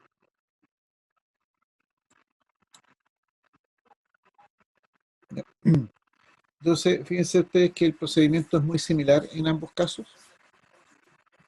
Hay que tener la consideración de si están en serio o en paralelo, básicamente. Pero es lo que va a ocurrir en los circuitos.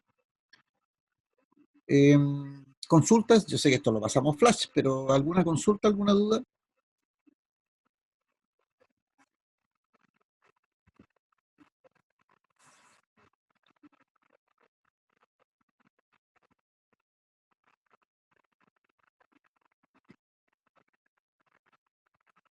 ¿No hay comentarios?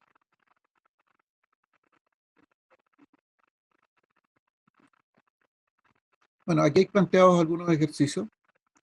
Conectar elementos pasivos en serie, en paralelo, y los resultados.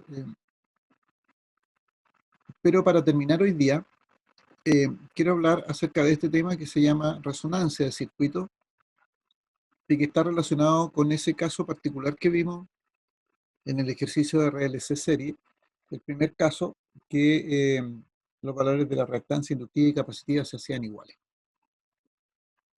¿Y por qué voy a hablar de esto? Porque tiene bastante importancia, particularmente en los circuitos eléctricos de potencia. Veamos qué significa este tema de la resonancia. Recordemos que en la impedancia de un circuito de RLC serie tenía esta estructura, Z era igual a R cuadrado más XL menos XC al cuadrado bajo raíz, y por lo tanto en este caso nosotros podemos distinguir tres casos distintos. Un primer caso en el cual la reactancia inductiva es mayor que la reactancia capacitiva. Entonces tenemos XL menos XC, esto va a ser una diferencia positiva, por lo tanto tener un valor que va elevado al cuadrado, nos va a dar una impedancia, y aquí podemos decir que como XL es mayor que XC, el circuito es más inductivo, o se comporta principalmente como circuito inductivo. Ese sería el primer caso. Segundo caso es que XL es menor que XC. Entonces XL menor que XC, la diferencia es negativa, pero como va al cuadrado, no hay problema. Podemos calcular una impedancia, tanto en módulo como en ángulo, y en este caso hablábamos de un circuito mayoritariamente capacitivo. Hasta ahí, ninguna novedad. Todo muy bien. Viene el caso especial. Caso especial, XL igual a XC. Fíjense que si XL es igual a XC, lo que habían calculado ustedes en el ejercicio, XL y XC se anulan, ¿ya? Este término se hace cero, por lo tanto la impedancia toma el valor de la resistencia. ¿Ya? Y este es un caso especial. ¿Por qué? Porque podemos determinar lo siguiente. Si XL igual a XC, recordemos que XL es omega L y XC es 1 partido por omega C. Entonces, como son iguales, hacemos esto. Despejamos convenientemente aquí, omega lo pasamos para un lado y el L a la división. Entonces nos vamos a encontrar que omega cuadrado es 1 partido por LC, y si despejamos de aquí de omega, despejamos la frecuencia, vamos a encontrar un valor de frecuencia que vamos a llamar F sub 0, que va a ser igual a 1 dividido por 2pi por la raíz cuadrada de L y por C. Esta frecuencia tiene una importancia bastante interesante. Dejémoslo hasta ahí por ahora. Veamos qué sucede con los circuitos paralelos. En el circuito paralelo, nosotros dijimos que la impedancia, o el inverso de la impedancia, que es lo mismo, es esta estructura que tenemos. Y nuevamente tenemos tres casos. Si XL es mayor que XC, tenemos aquí un resultado, que al elevado al cuadrado va a seguir siendo un resultado, y por lo tanto vamos a obtener una impedancia. Segundo caso, si XL es menor que XC, igual que en el caso anterior, XL es menor que XC, nuevamente tenemos aquí una diferencia, que va a ser mayor que 0, obviamente. Y por lo tanto al cuadrado da lo mismo si es positivo o negativo. Tenemos una impedancia nuevamente. Lo importante aquí es, tercer caso, igual que el anterior, XL igual a XC. Fíjense que si XL igual a XC, estos dos términos se anulan nuevamente, y la impedancia queda igual a R. ¿Ya? Nuevamente es igual a R la impedancia. Y nuevamente podemos hacer lo mismo. XL igual a omega L, XC 1 partido por omega C. Y fíjense que llegamos a la misma forma de la frecuencia. Esta y estos valores son iguales. Es decir, esta frecuencia la vamos a obtener ya sea que el circuito esté en serie o que el circuito esté en paralelo. Esta frecuencia que le hemos llamado F0 se denomina frecuencia de resonancia. Ahora, ¿cuál es la importancia que tiene esta frecuencia de resonancia? Fíjense que esta frecuencia de resonancia en ambos casos se logró cuando XL y XC se hacían iguales. De ahí lo sacamos. Pero eso no significa que XL y XC se hayan retirado del circuito, porque queda solo una impedancia que es puramente resistiva. ¿Ya? Y al ser una impedancia puramente resistiva, no es que hayamos sacado del circuito la bobina y el condensador, siguen estando en el circuito. ¿Ya? Entonces, si bien es cierto que siguen estando en el circuito, para efectos prácticos, pareciera ser que no estuviesen. ¿Ya? Pero están. ¿Cuál es el riesgo? El riesgo es que si esta corriente sube mucho, debido a que como desaparecen, entre comillas, el XL y el XC, se anulan entre ellos, entonces lo que hemos logrado es que este valor de la resistencia sea el mínimo posible de la impedancia que se puede presentar en el circuito. Y como es el mínimo, entonces la corriente es la máxima. Y como esta corriente genera un voltaje tanto en la bobina como en el condensador, y no hay control prácticamente sobre ella para efectos de niveles de voltaje, estos voltajes en la bobina y el condensador pueden crecer demasiado y pueden llevar a ser tensiones muy peligrosas para la bobina y para el condensador. En otras palabras, para las máquinas con las cuales estamos trabajando. ¿Ya? Fíjense que si consideramos que la resistencia es 20 ohms y los valores que ya conocemos, 200 milihenrios, 200 microfaradios, tenemos un voltaje de 220 volts. Entonces, la frecuencia de resonancia, bueno, el voltaje no interesa tanto en este caso, la frecuencia de resonancia dado L y C va a ser de 25,1646 Hz. Entonces, si ahora nosotros cambiamos los valores de frecuencia, hacemos una lista de frecuencias considerando a partir de 10 Hz, porque ahí a los 25 hay un cambio. A partir de los 10 Hz hacemos una lista y calculamos los valores de impedancia y de corriente sobre la base de tener 220 volts constante y vamos variando la frecuencia, podemos tener esta lista. Entonces, si la frecuencia es de 10 Hz, la impedancia, si lo calculan ustedes, va a dar de 69,9 ohms y la corriente va a ser de 3,1, pensando que tenemos una corriente, un voltaje de 220 volts. Olvidemos un poquitito por ahora si esta corriente es efectiva o corriente máxima, no tiene tanta trascendencia. Si aumentamos la frecuencia, fíjense lo que pasa a medida que vamos aumentando la frecuencia, aquí de un ciclo en un ciclo, fíjense qué pasa con la impedancia, empieza a disminuir. Y obviamente al disminuir la impedancia y mantener el voltaje, empieza a crecer la corriente. Entonces aquí nos acercamos a la frecuencia de resonancia, 25, esto por términos de número de decimales, nomás aparece 20 y 11 la corriente, pero en rigor estos 20 ohms se van a producir exactamente en la frecuencia de resonancia. Recuerden que XL y XC se hacen iguales, no se anulan, y por lo tanto ahí tenemos 20 ohms, que es el valor de la resistencia pura, y la corriente va a ser la máxima. Si seguimos aumentando la frecuencia, entonces ya empieza a tener nuevamente importancia el factor XL menos XC al cuadrado, y empieza a aumentar la impedancia, y al aumentar la impedancia, entonces la corriente empieza a disminuir. Si esto lo llevamos a un gráfico, tenemos esto. Entonces, a medida que aumenta la frecuencia, aquí abajo, aumentamos la frecuencia, la impedancia, fíjense, la impedancia está aquí en azul, la impedancia tiende a disminuir, a disminuir, a disminuir, a disminuir, y disminuye hasta el mínimo valor cuando ocurre la frecuencia de resonancia. Si seguimos aumentando la frecuencia, esto va a aumentar, la impedancia va a aumentar, entonces sigue aumentando a medida que aumentamos la frecuencia. Pero simultáneamente, la corriente, al disminuir la impedancia, la corriente empieza a aumentar. Y llega a su valor máximo cuando ocurre la frecuencia de resonancia. Y como llega a un valor máximo, entonces el voltaje en la bobina y el voltaje en el condensador, que para estos efectos, entre comillas, desaparecieron del circuito, esos voltajes pueden llegar a ser muy peligrosos. Y ahí es donde es importante tener este tema presente de la resonancia. Ahora, uno dice, yo les explicaba antes que en nuestro país la frecuencia es bastante constante, entonces no nos preocupamos. Bueno, no es tan así. Fíjense que nosotros podemos mantener una frecuencia constante, fija, pero también podemos modificar los valores de los condensadores. ¿Ya? Si hacemos que el condensador varíe, también podemos hacer la lista y también nos vamos a dar cuenta de que a medida que el condensador varía, o sea,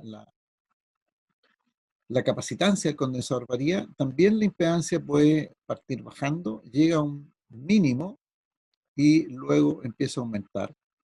Y nuevamente ocurre de que al llegar a ese valor mínimo de valor de capacitancia, entonces, o de impedancia, no, perdón, de impedancia en este caso, el valor de la corriente aumenta al máximo. Es decir, no bastaría con que variásemos la frecuencia, sino que también pudiese ser que, dado una frecuencia constante, podemos variar la capacitancia y podemos encontrarnos con el fenómeno de resonancia. Por último, también podemos encontrarnos con la resonancia si cambiásemos el valor de inductancia.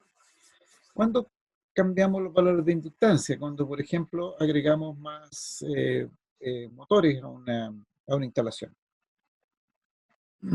Ahora ustedes me dicen, ¿pero cuándo agregamos motores? Pensemos solamente en las casas. En nuestras casas nosotros tenemos varios motores en funcionamiento. Un motor que está permanentemente en funcionamiento probablemente sea el del refrigerador, que ese lo tenemos conectado siempre y no estamos desconectando y desconectando. Lo que sí hace el motor que cada cierto tiempo funciona, porque está programado de esa manera. Pero además, por ejemplo, si alguien pone a funcionar una lavadora, está agregando motores. Si aparte de eso coloca algo en un horno microondas, está agregando un motor. Si aparte de eso decide secarse el pelo con un secador de pelo, el secador de pelo es un motorcito y además una resistencia que genera temperatura, y el motor lo que hace es tirar el aire. ¿Ya? Entonces podemos colocar varios motorcitos e ir variando de alguna manera la inductancia. ¿Ya? No es tan imposible de ir variando esa inductancia. Entonces podríamos eventualmente también caer en el fenómeno de resonancia. Ahora, para que eso no ocurra en general, y no tengamos el problema de entrar en resonancia en nuestra casa, porque cualquiera que sean las situaciones, al entrar en resonancia, bobina y condensadores, reactancia inductiva y reactancia capacitiva, se igualan, entonces esos voltajes pueden llegar a ser peligrosos para los equipos. Lo que se hace es que se compensa artificialmente, o sea, ya vienen compensados los equipos con algunos pequeños condensadores, de forma tal de que si colocamos un equipo con un motorcito, ya está compensado ese motorcito y por lo tanto no va a ser tan fácil caer en este tema de la resonancia. Eso en el caso de la resonancia de circuitos en serie. Y en paralelo, gráficamente, tenemos esto, para mostrar la importancia que puede tener la resonancia. Entonces, lo que se hace si volvamos al cambio de la frecuencia, que es lo más fácil. Entonces, tenemos el paralelo y cuando llegamos a la frecuencia de resonancia, es como si el circuito solamente existiera la resistencia. ¿Ya? Sin embargo, la bobina y los condensadores permanecen constantes. Y como están en oposición, entonces pasa eso con la corriente. Esta corriente queda sin control. Esta corriente puede subir tanto que puede quemar la bobina o puede quemar los condensadores, ¿ya? Porque los voltajes que se van a generar aquí no están controlados. Tal es así que si nosotros armamos este circuito en un laboratorio y medimos corriente aquí en este parte del nodo, es decir, abrimos esto, colocamos un amperímetro aquí y medimos la corriente, nos vamos a dar cuenta de que va a haber esta corriente, que es la corriente total, circula por aquí y pasa por la resistencia. Y aquí podemos medir una corriente igual a cero. Y aquí en el circuito LC, podemos medir una corriente y esta corriente puede ser muy, muy grande. ¿Ya? Entonces es extremadamente peligroso en circuitos de potencia caer en resonancia. Y la resonancia, en otras palabras, es hacer que el ángulo de desfase sea cero. Es decir, cuando el ángulo de desfase es cero, significa que el XL y el XC se han igualado, cualquiera sea la forma de conectarlo en serie o en paralelo, XL y XC se han igualado, y por lo tanto vamos a entrar en resonancia. En resumen, lo que les quiero decir es que en electricidad, en circuitos de potencia, en niveles de corriente bastante grandes, nosotros no buscamos que exista resonancia. Si bien es cierto, al existir resonancia, la impedancia es la menor, y al haber menor impedancia tenemos la mayor corriente, es muy peligroso llegar a la resonancia. Por lo tanto, siempre vamos a tener un pequeño angulito. Y de hecho, ese reglamento que yo les mencionaba, el Decreto Supremo 327, también habla acerca de un ángulo, que lo vamos a tocar un poquito más adelante, que debe estar siempre presente. Ahora, no todo es malo. No todo es malo porque en los circuitos,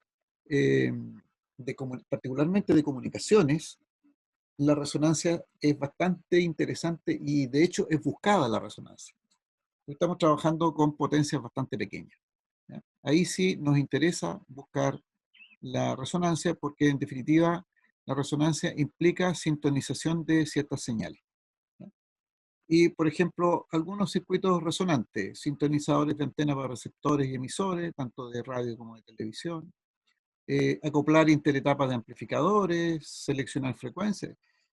Cuando nosotros cambiamos el dial de una radio, cambiamos el dial de un televisor, lo que estamos haciendo bueno, antiguamente era posible verlo, porque cuando uno abría una radio y movía el dial, veía que se movían unas, unas plaquitas, y lo que estábamos haciendo ahí, en otras palabras, es cambiar el valor de la capacitancia, ¿ya? Eso es lo que se hacía manualmente. Hoy día en forma electrónica es un equivalente.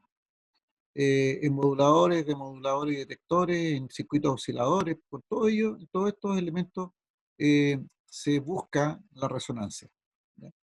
Y tal es así que incluso se busca la calidad de la resonancia. Aquí hay en electrónica hay un factor que se llama factor Q, que tiene que ver con la calidad de la resonancia. La resonancia más perfecta se busca y esa es la que se interesa. ¿No? Pero esto, como les digo, se ocupa mucho en comunicaciones eh, porque las potencias que se trabajan ahí son bastante bajas. ¿No? En cambio, en electricidad, como las potencias con las cuales se trabaja son muy altas, entonces no es conveniente que los circuitos entren en resonancia. ¿No? Potencia, no, esto lo vamos a dejar para la próxima clase. Y sí, no, ya. Consultas, comentarios, jóvenes, señoritas.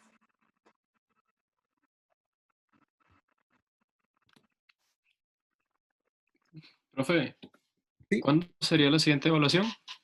La vamos a cambiar porque parece que la teníamos como a fin de este mes, pero a mí lo que me interesa es que veamos este capítulo completo y ya la próxima semana terminaríamos la parte de potencia.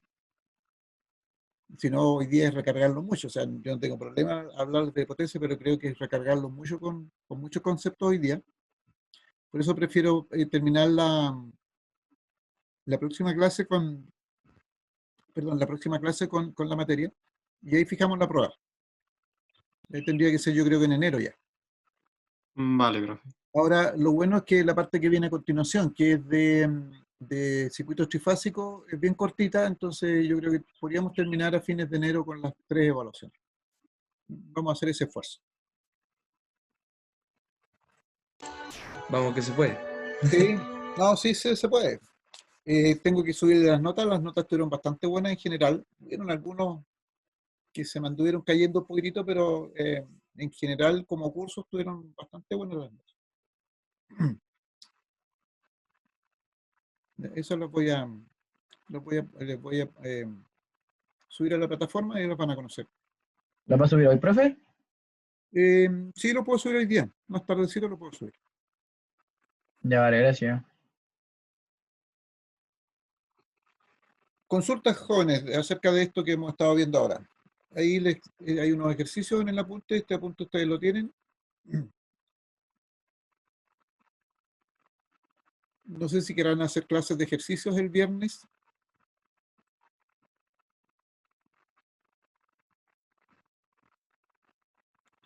Vamos a fijar un rato para hacer ejercicio. ¿Podríamos dejar el mismo horario? Sí, claro, tengo que respetar el mismo horario porque es el horario que tienen ustedes en el laboratorio. Así que hacemos un ratito ahí, un par de ejercicios, como para ir soltando la mano. Me interesa que puedan replicar estos que están aquí en el apunte, para que aclaren dudas y sobre todo para los que eh, no manejen muy bien sus calculadoras con números complejos, para que las dominen bien, porque es muy práctico usar las calculadoras que son números complejos. Si no, si no tienen esta calculadora que yo tengo, que el otro día me dijeron que estaba en la plataforma, estaba en el campus virtual porque yo la dejé el semestre pasado, que es lo mismo, digamos. Hace lo mismo esa calculadora. Esta que está aquí. ¿Ya? Entonces, en mode y elegir el número 2 y ahí lo tengo en número complejo. Sería excelente, profe, porque se me olvida cómo usar esa calculadora para Claro, complejos. sí, claro, por eso es que la idea es que practiquen. Y podemos usar esta misma calculadora en la clase de ejercicios del viernes.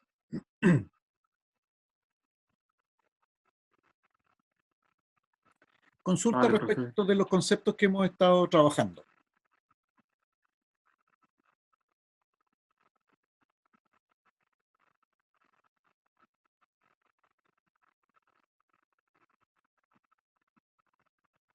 Ya, Alejandro me dice que no por su parte.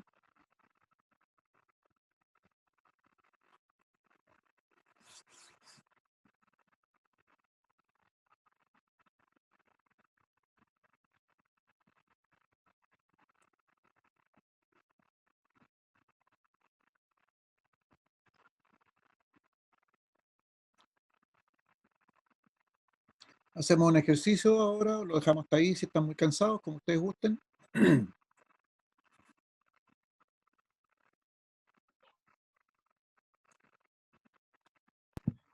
Por mi parte, preferiría hacer los ejercicios el viernes, profe, porque me faltaría anotar bien la fórmula. Ya, ok, no hay problema. Lo dejamos hasta aquí entonces por hoy día.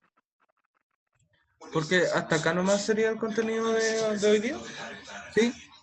Sí, porque a continuación, si ustedes ven aquí les voy ahora vamos a hablar de potencia.